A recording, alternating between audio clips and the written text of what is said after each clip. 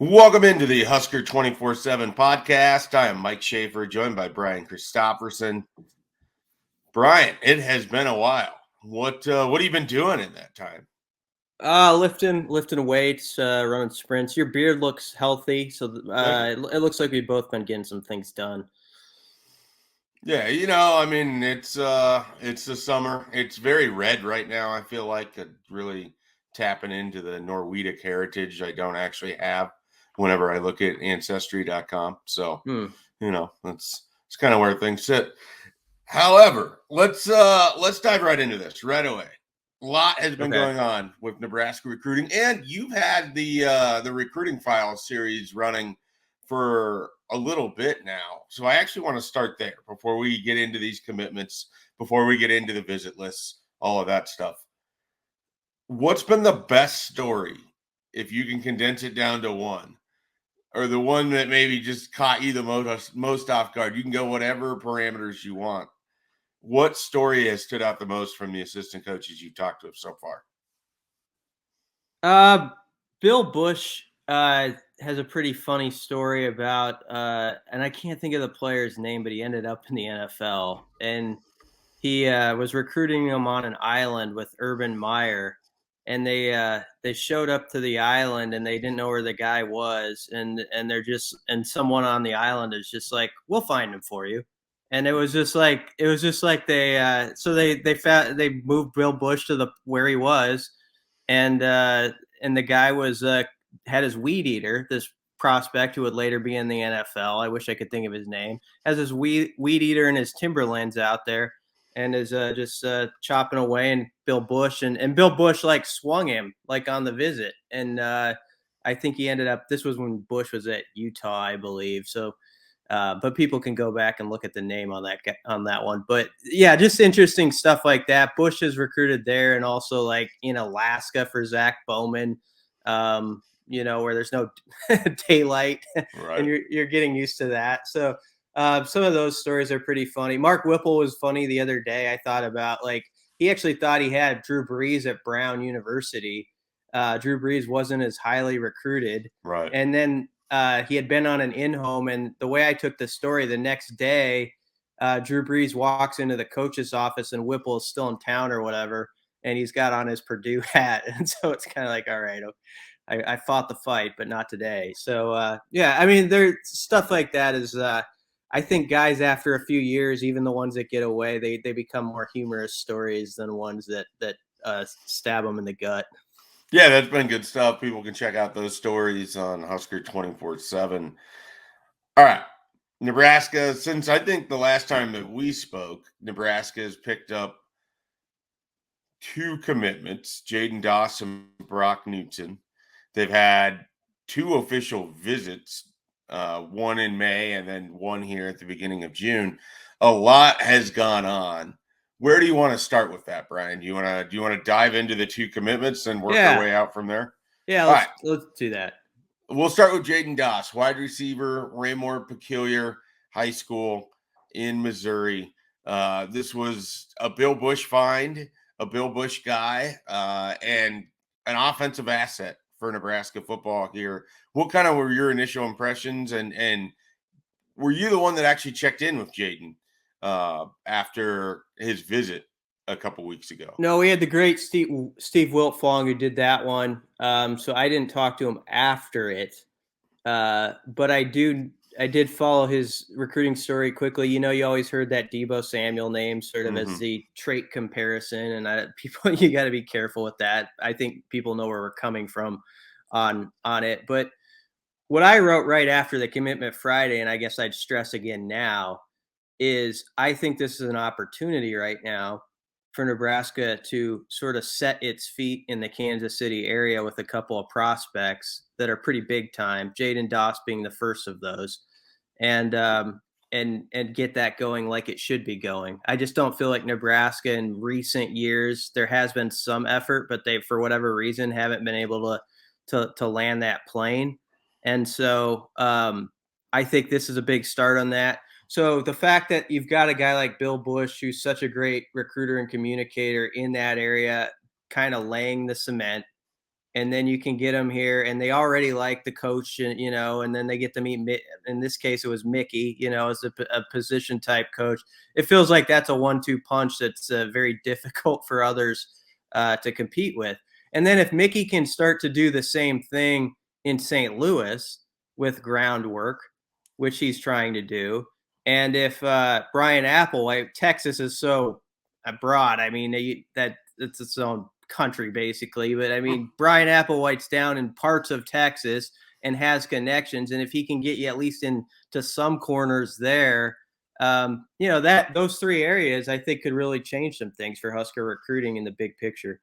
Yeah, it definitely is a good start with this recruiting class, and they built some positive momentum. I think that Jaden Doss is a really interesting offensive piece, and it's one that I kind of like because you take him and he's not necessarily just a receiver. He's certainly not just a running back, but he's got a skill set that I think is pretty intriguing. And I would be really curious how Mark Whipple would use somebody like that because I don't think you see a lot of that with his offenses. That's more of a Scott Frost wrinkle, and so that it'd be kind of fun to see how those two things merge up. Also on the offensive side of the ball, and for the third time, Nebraska adds an offensive line commitment from its own state.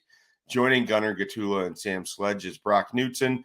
This recruitment, Brian, felt like one where Nebraska wanted to kind of make sure it knew that it had Brock Knutson when they made the offer.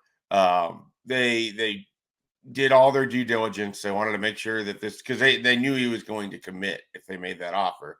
They want to make sure that he fits with Donovan Raiola and that he fits what they want on the offensive line. And they got a guy that had, several notable Power 5 offers, and is going to be part of the Scottsbluff to Nebraska pipeline, having transferred over from Mitchell to Scottsbluff last fall. Yeah, and I am not going to pretend for a second like I know his game inside and out. And I also think I was thinking about this the other day. Teddy Prohaska is an example of an in-state recruit who Nebraska landed. And there was some big potential in Teddy, but I'll admit I was like, I don't know. Like from what I'd seen and heard, I'd be like, I don't know how that one's going to play out. I'm glad. I think it was the right offer to make with Teddy, and I think it very well might work out. But I wasn't going to bet everything on it. And look at what he did when he got on the field right away. I think he surprised both of us. And I'm sort of using him to make the point of with some of these in-state guys. It's sort of like, okay, they've got the base tools, and now it's just when you get here, do you have that sort of special, the extra ingredient, I guess, whatever it takes to move ahead of the pack and impress Donovan Raiola. But obviously, if they're offering, they feel like all the base stuff is at least there. Yeah, and Teddy Prohaska is a great reminder that, getting specific coaching from people that are offensive line coaches that devote, their time to working with this technique, like that can be so helpful because, you go to high school, you're kind of at the mercy of whatever the guy is that coaches running backs or offensive line. And that's not to take away from these high school coaches. It's just that it's a difference when it's your job versus when it's kind of the secondary thing that you do. And so you can definitely see some great gains from players because of that. And I think Teddy Prohaska's one, and we'll see with Brock Knutson. But I just like it because it's a guy in your state. He's another offensive lineman. You can add depth to that room. I think it's going to undergo a little bit of a change, certainly with Donovan Raiola. And it was the right move at the right time. And it doesn't prevent them from being able to go after Amir Herring or Caden Green or Junior Sia or whoever else that they're interested with on that offensive line. Zalen's Hurd. I mean, there's plenty of targets that they like. It doesn't preclude them from being able to do that just by taking Brock Knutson. They could take, 5 linemen in this class if they choose to, and they've still got some pretty big names out there, as we'll get into when we get into the visit weekend. So I guess we'll just turn to that right now. Brian, they had 13 official visitors in this last weekend. On Sunday, you and I scrambling to try to get these guys. It was kind of amazing because you start knocking them out, and then you're looking at the list, and you're like, oh, we only have 4 of the 13 right now. And then it's like 5, and then it's 6, and then it's 7. And I mean, it was a big visit weekend, and by just about everyone that we spoke with, Nebraska did a great job of making people feel like they got a lot out of it, despite how many total visitors are there. I mean, that's a lot of players to kind of have to juggle and families to have to juggle, and the logistics of having 13 official visitors and no one feeling like they didn't get enough time with the coaching staff. I mean, that's remarkable. And that was kind of one of my takeaways from the weekend. Yeah, Joshua Manning on Monday when he was leaving was saying, "I understand why Jaden Doss committed here. Like it makes complete sense to me after this visit." And that he was going to let his situation play out, but it's speaking to your point of just how well organized they were. And I felt like I know a lot of people sometimes read the headlines or they'll see like quotes and it's like it feels like it's all the same, right? Because like recruits like, "Oh, best visit ever," sort of stuff. And so some people kind of roll their eyes at it. I do think it's genuine to say though, that there's legitimacy, I feel like, to a lot of these guys where I don't know if Nebraska is going to land this guy or that guy or whatever, but I think they're going to land some of them. And I really feel like it's real. So it's not like one of these things where there have been weekends we've covered in the past where there've been positive reviews, but I thought this is kind of a show. Like I still don't see how Nebraska is higher than fourth or fifth or third on this Right. guy's list. And that's not the way I feel this time. And especially with a lot of those wide receivers, because I know people are like, well, it's becoming cliche to, have the storyline about Mickey and his connection with the guys already. But that's the true thing too. It's just like he has this select group of guys that he builds such trust with, and that he's known them since they're 15 years old. He'll tell them the good, he'll tell them the bad, and because of that, I think a lot of those guys like Omarion Miller are like really fascinated and just following him wherever he's at. We'll see if that's how that ends up, but I think there's a decent chance Omarion Miller ends up at Nebraska.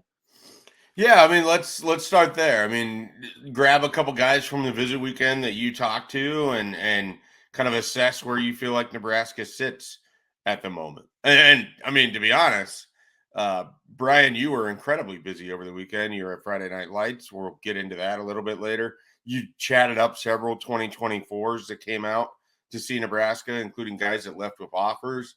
So it was more than just the official visits.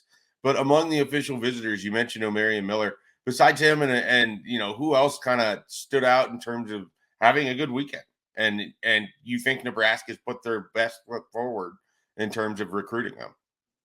Yeah, I mean, I think Omarion Miller. I'll just go a little further with him. On Friday night at the Friday Night Lights event, it was the Louisiana crew just hanging together on that sideline.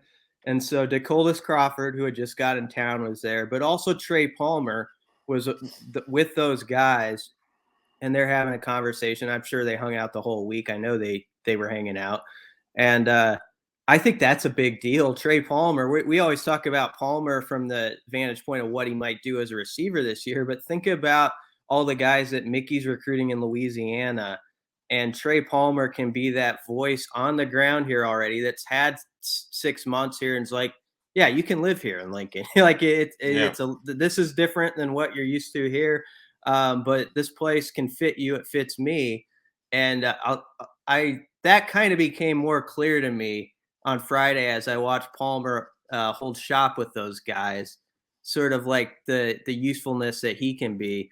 And then I think Malachi Coleman, who I'll let you expand a lot on this because you heard everything he had to say at his press conference Sunday, Yeah. which you can put in perspective for people.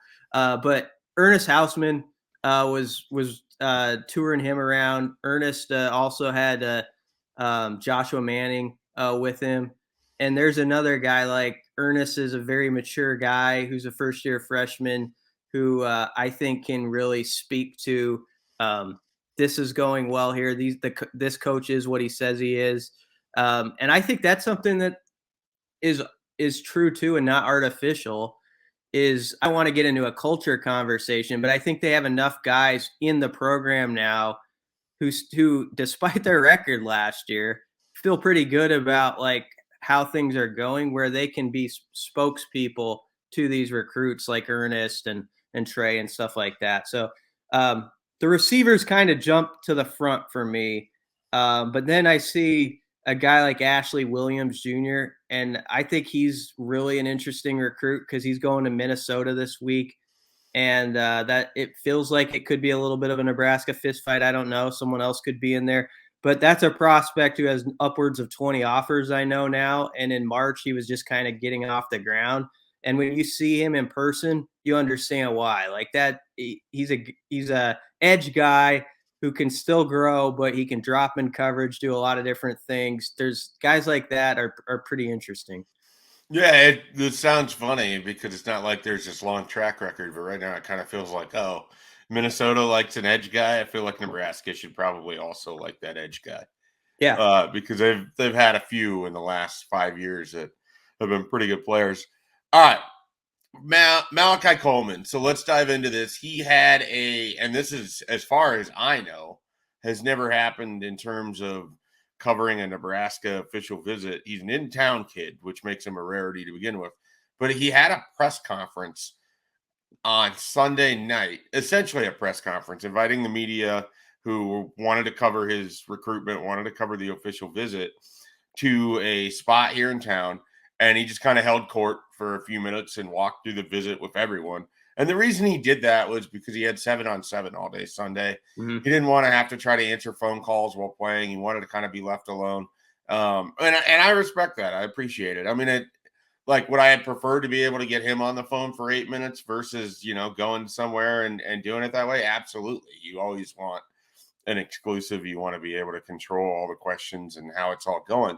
But the reality was this is how we were going to get to chat with him. And it was still illuminating stuff. I mean, he really feels strongly about Mickey Joseph. He feels strongly about Nebraska. I got every sense that the Huskers are going to have to be defeated in order to not win his commitment. Like, this is the team. If you're going to take me out of Lincoln, Nebraska, you have to be able to surpass how I feel about these guys. And that's the coaching staff. That's the opportunity in front of them, I think, as a player. That's the other players around there. I mean, you want to talk about someone who seemed to connect with everybody he was around during the weekend, whether it was Ernest Hausman or Victor Jones, a new wide receiver from Florida, or Bo Hewley, the offensive lineman that's committed to Georgia, or those other wide receivers, Barry Jackson, Omarion Miller, Joshua Manning before he left. The support staff. I mean, Malachi was able to connect with all of these people. You could just tell there's a comfort level that I think is going to be very difficult for other teams to match. I mean, I know he's going to love Oklahoma and Michigan later this month, but I just don't think he's going to end up choosing those schools. So, when this recruitment ends and it looks like it's going to go into the season, as long as Nebraska can show some progress, I think they are going to end up with Malachi Coleman. I mean, the crystal ball is pretty heavy Nebraska at this point. Obviously, a lot has to play out season-wise, but from an NIL standpoint and from a comfort level standpoint, I don't think there's a better fit for Malachi Coleman, and I think he knows that. And the position, he wants to play offense because he wants to play for Mickey Joseph, but I think he's also realistic in that if I get there and I can help as a defensive player faster, that's where they're going to put me. Like, I think he knows that, even as kind of the recruitment has largely centered on what he could do on offense. I think he has far more upside as a defensive player. I don't think that he'd be a bad receiver by any means, but just having watched him play, I'm more intrigued to see what a 235-pound, outside linebacker, 240, if he can put it on, would look like because of his athleticism. He sounded a couple. Oh, go ahead. I was just going to say a couple other guys I want to touch on real quick. K.N. Lee, the cornerback, top 247 guy. Ohio State's going to get a visit from him later this month. Miami as well. He's going to make a decision at some point. He doesn't have like a real timeline, but I mean, he's going to go look at those schools. Nebraska's very much in this, and it goes back. We talk all about Mickey Joseph and the relationships and everything he builds. There's another guy that's kind of been doing this for a little while. it's not to the same level of fanfare, and it's partly because he doesn't have the NFL attachment, but he has put guys in the NFL. Travis Fisher is damn good at building relationships.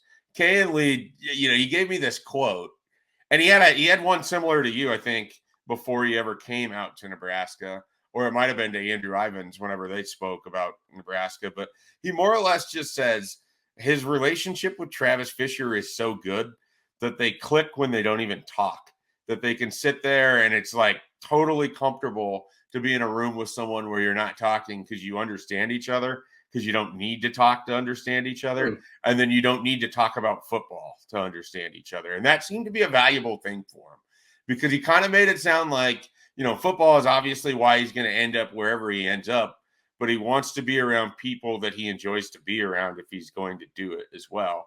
And Travis Fisher is certainly one of those. And I think the fact that Nebraska is recruiting a bunch of those Georgia guys, and that, you talked about kind of putting that Louisiana contingent together.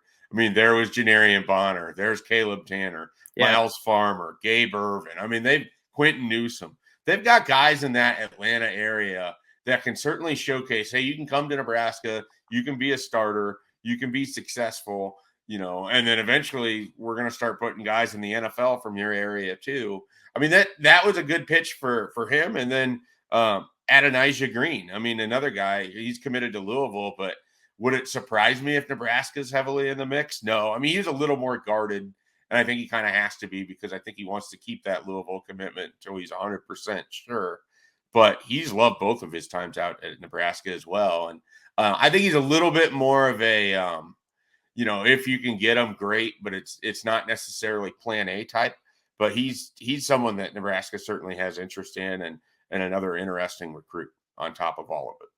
Yeah, and several of these guys, this was not their first time. Joshua Manning said, I asked him if anything stuck out or surprised him. At this point, no. I mean, he's been here. He said, I've been here like 4 times, 5 times. So that's part of it. And you talk about Georgia, and obviously Fisher does some work down there, but groundwork layers. That's what I guess is jumping into my mind the most, is they've got some people like Sean Beckton is in Georgia, where he's like setting a solid surface for you on the front end of a recruitment, and then other guys can come in and really knock it out of the park on the back end. And then I think it helps that you have, in a lot of these interviews with defender type guys, Eric Chenander always comes up. And I think that's important to note, is like how involved Nebraska's defensive coordinator is in like all the aspects of recruiting, and from really the start of it to the finish of it, he gets pretty involved with guys. And I don't know if that happens as extensively everywhere where you have your coordinator quite like that. So I think that helps with the 1-2 punch sort of with defenders, with both the position coach and the coordinator. Yeah, absolutely. So you were there Friday Night Lights Friday. You've been to these events before. Anything kind of jump out to you? I know you caught up with at least a couple guys over there as well. Yeah, I mean, Friday Night Lights, you take it for what it is. There's so many things going on, and I'm not going to jump into like effort. You could name off like 40 kids that probably did okay. But the honest truth is there's going to be a handful that end up with the Nebraska opportunity, and we are sort of focused on that. I'm obviously wishing all the prospects well wherever they may go. But I think what stands out from the camp is a couple of offers. Ontario Thompson, the defensive lineman from Iowa Western, who Nebraska offered on Saturday. And Iowa's kind of looking at him, and I think could get in on that one too. He's a very interesting prospect because he's going to be available in December. He's going to play this season at Iowa Western. Last year, he admitted this to me. He said, I didn't take care of my business. I didn't get on the field. I redshirted. He put it on himself. But he's a freak. That's what he is. He's a freak. He ran a 4.61, like 40. He's at 280 right now. I mean, so that's ridiculous, to do that. And so I think he's one of those guys where some people, Nebraska's like, you take a chance on that. You see what you can do with that piece of clay. And so, and also you're going to get a chance. You got to think about it this way too. You're going to get a chance to see how it plays out at Iowa Western a little bit throughout the season, like what he's doing and how he's coming along. So that one's pretty interesting. And then I don't know how this one's if anything will happen for Nebraska, but they offered an athlete from Louisiana, Juwan Johnson. Yep. And Mickey liked him. And I just thought it was fascinating that after Mickey offered him on Saturday, Mississippi State jumped on the bandwagon, and then LSU on Monday. And he said that was a dream come true and when LSU offered. So I don't know, maybe that's where that thing goes. But that was just interesting, the power of how like a guy who has no offers, nobody's paying attention to. We have no picture of him on 24/7 Sports, barely a profile, and suddenly he's got like 4 pretty good Power 5 offers or wherever he's at, and it's going to grow. So those were the 2 offers that stuck out to me. And then real quickly, Corian Gibson, I don't think this should be dismissed. He's a 24 defensive back down in Lancaster, Texas.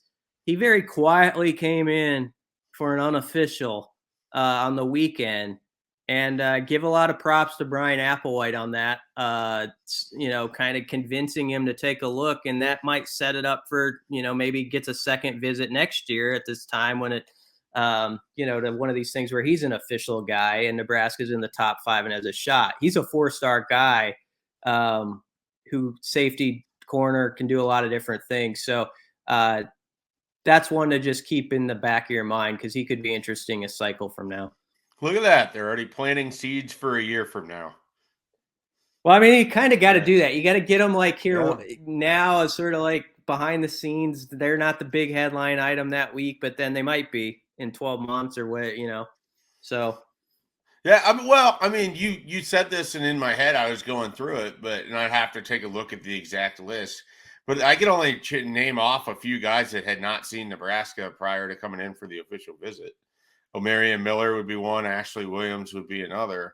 Otherwise, a lot of those guys had already been in once. We know that staff likes people to come in 2-3 times. They go heavily at getting guys in at least once during their junior year before, it flips over to the back half of their junior year. So you're absolutely right in that regard. I want to throw in one more offer because I don't think you mentioned it. And it's a unique one because it's Mickey Joseph making the decision to go ahead and make this offer for a 2026 Omaha Benson Fighting Bunny, Deshaun Prince. I haven't talked with him yet. I don't know a whole lot about it. I checked in with Mike Sauter, as I often do, and he had a hell of a 7-on-7 camp. I mean, and they played in this team 7-on-7 event, and he looked really, really good. And that was enough for Mickey Joseph. And Mickey Joseph did this. I mean, this is a several year out comparison, but O'Marion Miller was a kid who showed up at LSU's camp, dominated in 7-on-7. Mickey turned to the support staff. I read all of this. It was written well from our 24/7 crew down there at LSU. Turns to the support staff and basically like, get that kid. I want that kid. Miller rolls over. Nebraska offers. Like 2 days later, Miller commits or whatever to LSU, maybe as a month or so. And I mean, that's the kind of guy that Mickey Joseph is. He's going to be at camp. He sees a kid that he likes. He's going to make sure that kid knows that not only does he like him, but the University of Nebraska likes him too. Yeah. And that was on display this weekend. You'll like this one as a Vikes fan. He was telling the story during the recruiting files thing about Justin Jefferson. And Jefferson was not the top receiver as far as the recruiting services were concerned at his high school. 2-star, I think. Yeah. There was another guy who ended up at Notre Dame, and everybody's like, you got to go see that kid. And so Mickey's out there watching him. And Mickey comes back. He's at Louisiana Tech at the time. And he's saying, Justin Jefferson is the best player. It's not even close. And everybody's like, no, it's this other guy. Don't you see? And Mickey's like, no, it's Justin Jefferson. It's the skinny kid over here. And I would say Mickey Joe, no offense to whoever we aren't naming him, so it doesn't matter. But whoever that other guy is, good. I don't think there's any hurt in being second to Justin Jefferson. But Mickey was right. Justin Jefferson was probably the better player. Well, I needed Mickey to talk to me on draft night because I was pretty uninspired by that, and I looks like I might have been wrong. one of the rare times that Mike Schaefer was completely wrong. So good that we could work some Vikings talk in there. Anything you want to add before we close this off? I'll run off the list of who Nebraska has coming in this weekend. Give me a second to find it. All right. In the meantime, I'll pose a question as you're finding it. I know you made some crystal ball predictions. If you don't mind saying, though, who are a couple, 2 or 3 from this weekend? Like, if you're, like, I feel the best about Nebraska's chances with them. Because that's what people are always wondering. It's like, okay, who's actually going to ring the bell now? Yeah, so I have predictions in for Malachi Coleman and Maverick Noonan, 2 guys in this weekend. I've put one in for Omarion Miller. If I had to rank those in terms of likelihood of happening, it would probably go Miller, Coleman, Noonan at this point. But I feel good about all 3. And I already had predictions in for Malachi and for Noonan. It just felt like Nebraska was going to make it really difficult for those guys who have other options. I think it's always kind of important to make sure we reiterate that as much as possible. Like, there's a world where Maverick Noonan goes to Stanford here in a couple of weeks and is like, you know what? This is where I need to be. There's a world where Malachi Coleman feels like he can leave Nebraska and he'd be comfortable to do it. I don't think it's likely, but there is a world where there's a possibility because they have those opportunities and they have those offers. So you have to keep that in mind. But I still feel good about where things sit with those guys. And, Omarion Miller in particular, he didn't decommit from LSU without having this kind of planned out. I mean, I think Mickey Joseph is who he wants to play for. I think having both Dakotas Crawford and Trey Palmer right there to kind of be like, you're not alone in this regard. Like, we've done it too. The whole LSU to Nebraska thing with Mickey, like, we're here. You're not a pioneer about this route. So I think that helps too. And you mentioned that. And, they're putting themselves in position for these guys. And they just done a really nice job. I also think there's going to be a surprise or two. I don't know who it's going to be. I keep looking at, and I probably shouldn't even say this on the podcast because it's going to give some optimism, maybe more than it should, but I keep thinking there's more to Caden Green than maybe what gets reported all the time. I think Nebraska is going to have a say in that one, and so we'll see kind of how that plays out. But that would be, the very, very. If I was going to put in like a 1 on the crystal ball for just a dark shot prediction, Caden Green would be the guy that I would consider doing that with. So that's a little behind the curtain of the thought process. But I felt like they were in good shape for Jaden Doss. I didn't get the crystal ball in time for that one before we kind of knew a little bit ahead of time that was going to happen. And I don't like to make those predictions if I already know that the commitment is coming at a specific time. Yeah. I feel like at that point, like, what are we really doing? But, so they've done a nice job. I think this month is going to go really well for them. And like I said, I think there's a surprise or two this summer that kid that maybe you just don't expect Nebraska to end up with. I could see them pulling off. And Caden Green's the one that I would kind of keep my eyes shifted towards. All right. This weekend, they are going to have in 6 official visitors. And those include Ben Bramer, who's already committed to the program. We don't talk about Ben Bramer ever. I still am very high on Ben Bramer. I've seen people, whether it's on our message board or on Twitter or wherever, kind of question whether Nebraska took him too early. I think that Ben Bramer is going to be one of those guys that in like 4 years, we're just all talking about how good Ben Bramer is. So I have no question on that one. He's going to be in for his official visit. He's not going anywhere else. Unfortunately, I don't think he's going to be as highly rated as he should. That's a different discussion for another time. Other guys this weekend, that I think is a really interesting one because not everybody, but a lot of them are making second visits, and Nebraska has a good shot with a lot of them too. Riley Van Poppel, I have a crystal ball in for him. He's 4-star defensive lineman out of Texas. Nebraska hosted him in March. Visit went great. I think they have a great shot at ending this recruitment even as early as this weekend. I don't know if I'm going to pronounce the last name correctly, but Phil Pizziota. I don't know. It's Phil, the Pennsylvania linebacker. We'll just call him that. And Pennsylvania Phil is the kind of guy that you like to see in the Big Ten. And the battle for Nebraska, I think, is going to be Oklahoma here. But he's already made a visit. He came out of the tunnel and he looked like Josh Banderas. It took me a couple of beats. He had like the all green on it. It was like his Lincoln Southwest colors. It took me a second to realize, but he's a pretty built kid already at 6'3", 225. And like I said, it looks like Nebraska-Oklahoma battle. Heath Ozeda is a 6'6", 290-pound offensive lineman from Washington. Nebraska had him in for a game last year. He's someone to keep an eye on. Zalance Hurd, a name out of Monroe, Louisiana. He actually blocked for A.J. Allen last year. We have him on the 247 Sports composite rankings as the number 100 player in the country. Another very talented offensive lineman joining the likes of a Caden Green or a Bo Hewley or a Amir Herring. And now Zalance Hurd. Say this for Donovan Raiola. Have no idea how he can coach. But they've done a good job, whether it's him, whether it's group recruiting, getting top linemen to Nebraska. And they're serious about their chances. So those are the guys that are going to be coming in this weekend. Junior Sia, the last one, 6'6", 308-pound offensive lineman out of Utah. This is kind of an interesting one because he's a quiet recruit. I mean, there's not a lot of activity there. It's Nebraska, it's Utah State, and I think there's one other offer that's been made to him.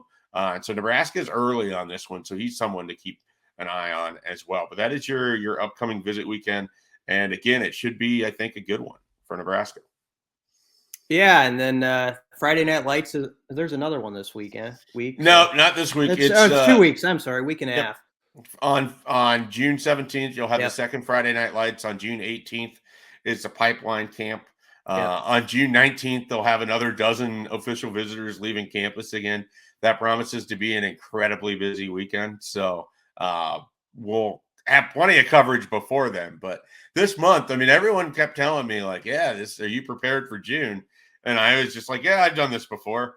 And I got to say, it's a little busier than even I anticipated. So, but I like that. It's good. I mean, we have plenty of stuff up on the site, and you got to enjoy these waves. I wrote about this yesterday, but Nebraska very much is a wave recruiting team. Like, you're going to get those kind of runs, whether it's late November, early December, where it's like 6 straight days of kids committing. And you're going to get that in June too, where whether with the visits and everything else, it just feels like there's constant conversation about what's going on with Nebraska recruiting. And so I personally, Brian, am enjoying this wave. Yeah, and I'll do a quick sales pitch. There's still a deal for 75% off on the site to Husker247. Go on there, click on it, do it, because there is not going to be, I don't think, much of a dead spot. I mean, maybe for a week in July, I don't know. Yeah. But it's pretty much we're in it now. Like, June is going to have tons of recruiting stuff and guys getting to campus that were from the portal and all that stuff. So they're getting here. We're talking to assistant coaches for the recruiting file stuff. And then because of the week 0 game, I mean, fall camp starts a week right earlier. Into it. So, I mean, Big Ten Media Days late July, and then there's camp basically a couple days after that, and it's on, and Dublin and all that stuff. So people should click on that, join the network. You can get to know a lot of Husker fans and get all the content on the recruiting stuff. So that's good.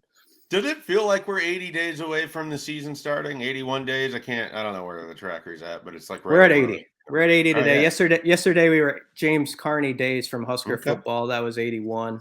So what's 80? It's Sean Hardy and Jacob Herbeck days until Husker football. There are some shared numbers. So all right. But yeah, it's I don't know. It comes fast at this point. It always feels like it's like in the left lane, and it's going 10 miles over the limit to the season. That's usually when you get here, it moves pretty quickly.